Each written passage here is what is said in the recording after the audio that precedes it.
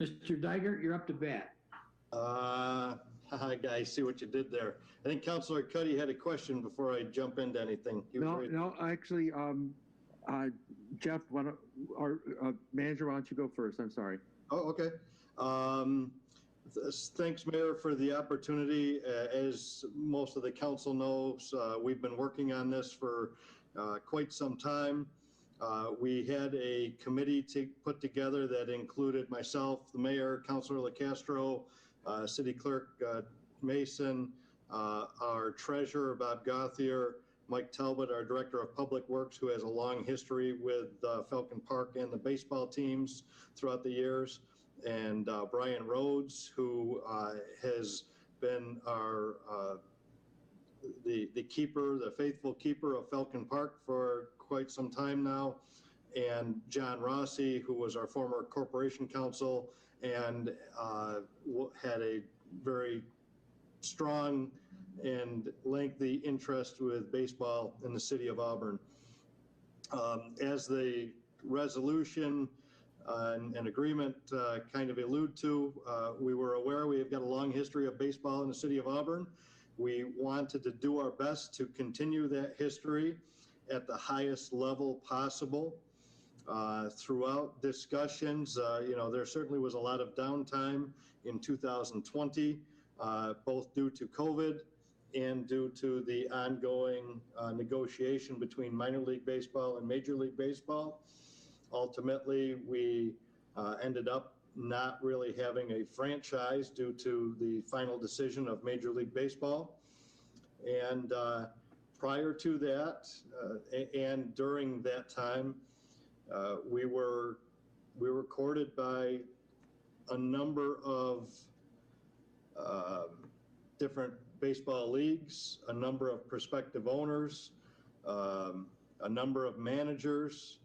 We communicated with all of them. We brought in some that we thought were the most promising and had some discussions to see what their business model was like, what they offered, what their visions were, things like that. And ultimately, we came to this agreement with two gentlemen, Bob Oman and Don Lewis, who are individually owned teams, one in the New York Collegiate League and one in the Perfect Game League. And they're going to partner for this new ownership.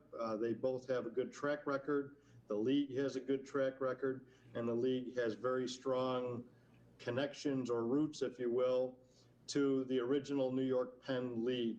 And if you were to look at this new league we'll be involved with, or the team will be involved with, and the old New York Penn League, it's a lot of the same communities. So we're hopeful that we can bring back that community baseball spirit, and maybe folks will travel up and down the thruway and across New York State, and again, come to Auburn, New York, enjoy a game here, get to see what I would say confidently is probably the best, if not one of the best stadiums in their league. And we're really hoping that, again, it creates a draw, tourist draw, if you will, to the community, getting people to be here and play. I've had several discussions with the new prospective owners. Their business plan is to offer baseball. They're aware that it's at a different level, and as such, they are planning to offer things like season tickets at a lower, more affordable cost. It sounds like their plans for concessions will be at a more affordable cost, so on and so forth. So we're really hoping that this opens up some opportunities for the folks in the community to get down there, be able to spend an evening or a weekend at the park, still enjoy good baseball, and do it a little less expensively. Not that it was ever terribly expensive. We always strive to make it affordable, but it will be even more affordable at this point. And I've heard good things from the communities that both these individuals come from as far as their community involvement. and their commitment to not only the sport, but to the facility and to the communities that they're operating in. Councilor LaCastro, I see your hand up. Councilor Cuddy was first, so.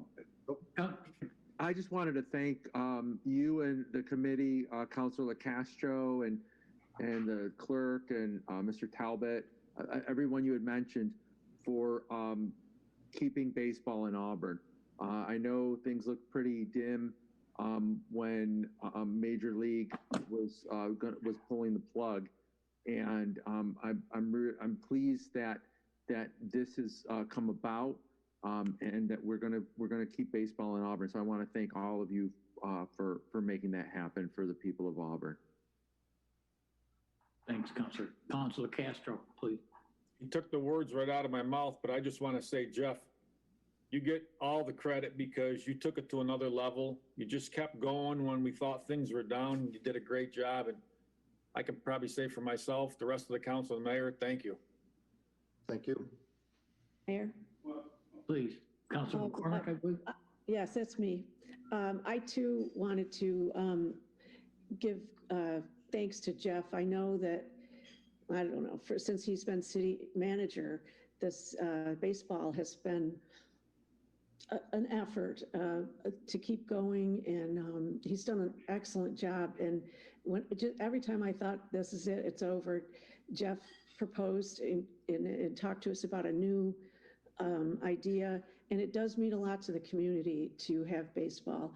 We don't know what we have until it's gone, and hopefully with COVID gone, the city, the community will take advantage of this and support it in any and every way they can. I'm really, really grateful to the city manager for all the work he did. Thank you. Thank you. Anyone else? Mayor, I'd just like to echo the comments of my colleagues. Jeff, thank you. Baseball is a quality of life component of, a small city such as Auburn. It's been here a long time. I think the date that was mentioned was 1901. The last few years have been a little rocky, but the fact that we're able to keep baseball in some capacity and what you correctly said is a state-of-the-art facility is a win for the community and for the city. So thank you. Thank you. I just want to also mention that the new owners, in anticipation of this hopefully getting approved for them, have reached out to some season ticket holders. They say they've been getting good response back from some of those season ticket holders. They've reached out to the community as far as advertising and things like that go, and they're getting a good response. So that's encouraging for us. We know that a lot of local businesses are, have had some tough times, but it looks like there's still interest out there. And the one thing I didn't mention is the Double Days name, the logos, all of that stuff. We're working on an agreement with that stuff separately, just because of all the trademark issues that go along with it. But that is a work in progress. And I'll get some information out to the council if this resolution passes. The new owners are planning to do a little meet and greet thing next week. Very good. Okay. Jeff, I'd like to take a moment to thank you personally. I don't know how you could stick with it. You just kept going and going and going. You're like the ever-ready bunny. You just kept going and going and going. It is much appreciated, along with Chuck and Mike Talbot, John Rossi, all the members, Bob Gauthier, all the members of staff. You've been terrific. But now it's up to I'm assuming this resolution will pass, but now it's up to the citizens, our friends and neighbors, to get to the ballpark. It's up to them. They have to support it. There's only so much we can do, and through Jeff's leadership, we are accomplishing that. But now it's up to the fans to get to the ballpark and enjoy a ball game. So, anyone else?